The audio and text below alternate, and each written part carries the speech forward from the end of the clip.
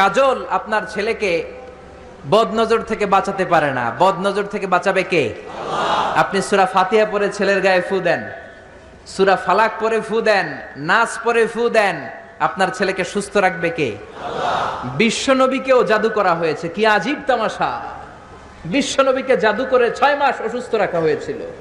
জাদু করেছে ইহুদিদের বন্ধু লাবিদ ইবনুল আসাম। 6 মাস বিশ্বনবী ছিলেন অসুস্থ, দাঁড়াতে পারে না, বসতে পারে না, নামাজ পড়তে গেলে কষ্ট হয়। 6 মাস পরে আল্লাহ সূরাতুল ফালাক, সূরাতুন নাস নাজিল করে দিলেন। এই দুইটা সূরাকে একসাথে বলে মুআউযিজাতান। চিল্লায় বলেন কি নাম? মুআউযিজাতান। চিল্লায় বলেন কি নাম? এই দুইটা সূরা পরে যদি ফু দেন, কোন জিনের বাদশাও আপনার ছিটেফোঁটা কিচ্ছু করতে পারবে না। চিল্লায় বলেন ঠিক কিনা? এজন্য সূরা ফালাক পরে ফু দিবেন, নাস পরে ফু দিবেন। ছেলেকে সুস্থ রাখবে কে?